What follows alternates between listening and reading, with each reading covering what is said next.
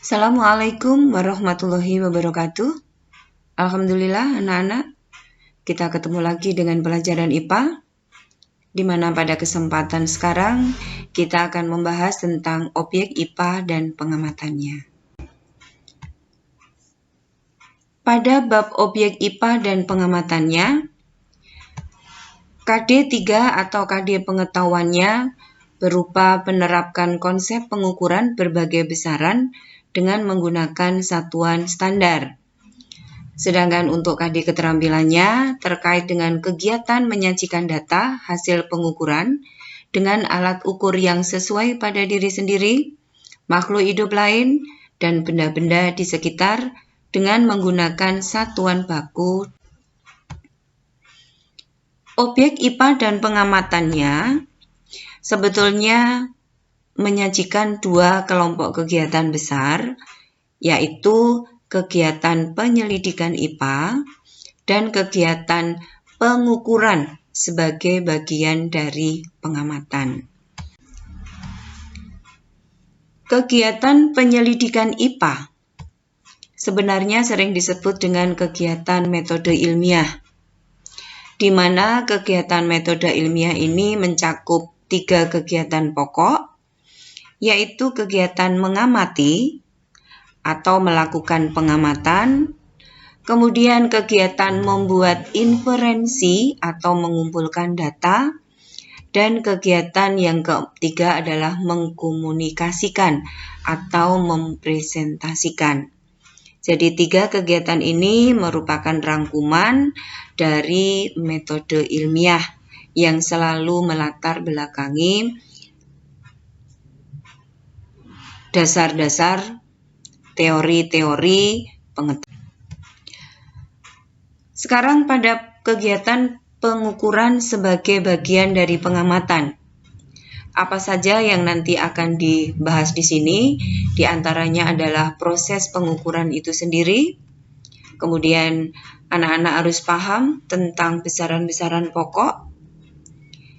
Kemudian anak-anak juga harus memahami tentang besaran turunan. Dan yang keempat, memahami tentang besaran vektor dan besaran skalar. Sekarang kita bicara tentang mengukur. Apa itu mengukur? Mengukur adalah kegiatan membandingkan suatu besaran yang diukur dengan besaran sejenis yang dipakai sebagai satuan. Otomatis di sini ada 2 hal, yaitu membandingkan. Itu yang harus anak-anak pahami. Nah, yang terlibat dalam proses mengukur nanti harus memahami apa itu satuan baku dan tidak baku. Kemudian harus memahami pengukuran langsung dan pengukuran tidak langsung. Kemudian memahami tentang kesalahan dalam proses pengukuran, itu apa saja. Kemudian yang terakhir, setiap proses pengukuran harus melibatkan ketelitian dan kerja. Apabila kita belajar tentang satuan baku dan tidak baku, maka anak-anak harus memahami, yaitu bahwa satuan baku adalah satuan yang akan memberi nilai sama pada proses pengukuran yang dilakukan oleh orang yang berbeda. Sekali lagi, kalian pahami bahwa pada proses pengukuran ini dilakukan oleh orang yang berbeda, tetapi akan memberi nilai yang sama. Misalnya apa? Semisal kita mengukur panjang meja menggunakan mistar. Mejanya sama. Yang mengukur orang berbeda. Dengan alat ukur sama, maka dia akan memberi hasil yang sama. Ya, jadi alat ukur yang dipakai sama, yaitu mistar, maka akan memberi hasil yang sama. Itulah yang disebut dengan satuan baku. Nah, sekarang bagaimana dengan satuan tidak baku? Satuan tidak baku adalah satuan yang akan memberi nilai berbeda bila dilakukan oleh orang yang berbeda. Semisal kita mengukur panjang meja, tapi menggunakan jengkal, yang melakukan proses pengukuran si A dan si B. Maka pada hasil pengukuran akan memberi hasil yang berbeda. Nah, yang disebut dengan satuan tidak baku itu contohnya jengkal, hasta, depa, dan kaki. Nah, sekarang bagaimana dengan pengukuran langsung dan tidak langsung? Proses pengukuran langsung adalah proses pengukuran yang menggunakan alat ukur, sehingga proses pengukurannya atau hasilnya langsung diperoleh. Misalnya, mengukur lingkar pohon dengan menggunakan meteran. Maka setelah kita melakukan tindakan, di akhir kegiatan kita akan mendapatkan jawaban berapa lingkar pohon tersebut. Sedangkan pengukuran tidak langsung adalah proses pengukuran yang membutuhkan proses minimal 2 langkah untuk mengetahui hasil yang diukur. Apa misalnya? Sama-sama mengukur lingkar pohon, tapi kita tidak menggunakan mistar, tapi menggunakan lilitan tali. Nah, setelah talinya ketemu panjangnya, barulah panjang tali tadi diukur menggunakan penggaris. 2 tahap itu yang harus kalian, minimal 2 tahap itu yang harus kalian paham. Kemudian kita sampai ke kesalahan dalam proses pengukuran. Di antaranya kesalahan ini diharapkan tidak berasal dari manusianya, tapi manusia harus betul-betul mempersiapkan. Tapi yang sering terjadi adalah kesalahan acak, yaitu kesalahan yang terjadi karena kondisi lingkungan yang tidak menentu, sehingga mempengaruhi kerja alat ukur. Kemudian yang keempat tentang ketelitian dan keselamatan kerja, ini harus betul-betul diperhatikan. Dalam proses pengukuran harus dengan teliti dan tidak boleh ceroboh. Itulah yang disebut memperhatikan keselamatan. Nah, sekarang kita sampai besaran. Apa itu besaran? Segala sesuatu yang diukur. Besaran dibedakan menjadi 2, yaitu besaran pokok dan besaran turunan. Apa saja besaran pokok? Kalian cermati. Besaran pokok ada 7.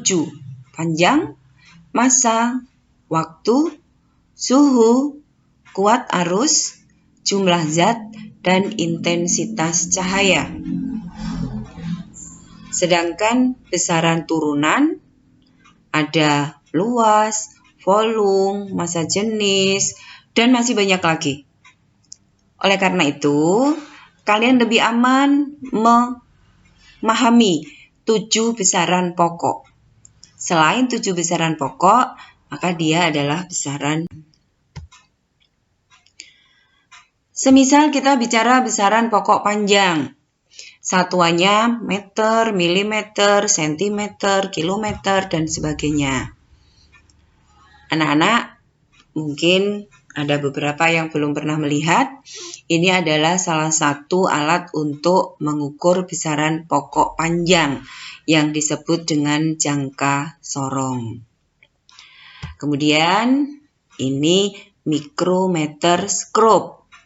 Jadi 2 benda ini seolah-olah tidak menunjukkan kalau dia pengukur panjang. Tapi dia adalah pengukur panjang dengan ketelitian jauh lebih teliti dibanding dengan penggaris yang sering kalian pakai. Ya. Dan masih ada banyak lagi. Mungkin ada roll meter dan sebagainya. Kemudian untuk besaran pokok massa. Anak-anak sering menyebutnya dengan satuan gram, kilogram, dan masih banyak lagi. Nah, alat ukurnya adalah neraca. Neraca bentuknya banyak. Di sini Bu Guru memberikan contoh 2. Itu yang sering digunakan untuk mengukur massa. Nah, sekarang untuk besaran pokok waktu, anak-anak tentu sering melihat. Ya, kalau berolahraga, kita gunakan stopwatch. Kemudian untuk waktu-waktu kita sering pakai arloji. Kemudian untuk yang besaran pokok suhu, ini adalah termometer. Ya. Anak-anak sekalian, dari 7 besaran pokok yang harus kalian pahami, ternyata akan menghasilkan banyak sekali besaran turunan. Besaran turunan ini adalah besaran yang satuannya diturunkan dari besaran pokok. Apa itu? Misalnya luas, berarti diturunkan panjang dan lebar. Satuannya ada hektar, meter persegi, kilometer persegi, dan sebagainya. Kemudian ada lagi volume, diturunkan dari besaran pokok panjang kali lebar kali tinggi, berarti panjang, panjang, panjang. Di mana mempunyai satuan meter kubik, liter, desimeter kubik, dan sebagainya. Massa jenis diturunkan dari massa dan volume, di mana massa jenis mempunyai rumus massa per volume, sehingga satuannya adalah kilogram per meter kubik atau kilogram per liter atau gram per liter dan sebagainya. Nah, sekarang bagaimana mengukur volume benda yang tidak beraturan? Ini anak-anak perhatikan. Sebagai contoh, kita menggunakan gelas berpancur. Pada kegiatan awal, isilah gelas berpancur pada tepat diisi air, tepat pada leher bawah. Kemudian, benda yang akan kita ukur volumenya, benda yang tidak beraturan bentuknya, kita masukkan ke dalamnya. Begitu benda dimasukkan, maka air akan tertumpah melalui pancuran. Tumpahannya silahkan ditampung. Kemudian diukur berapa air yang dipindahkan dari gelas berpancur ke gelas ukur. Air yang berada di gelas ukur itulah adalah volume dari benda yang tidak beraturan. Nah, anak-anak sekalian, semoga penjelasan ringkas tadi dapat membantu pemahaman pada materi bab yang kita pelajari sekarang. Terima kasih. Kita akhiri. Wassalamualaikum warahmatullahi wabarakatuh.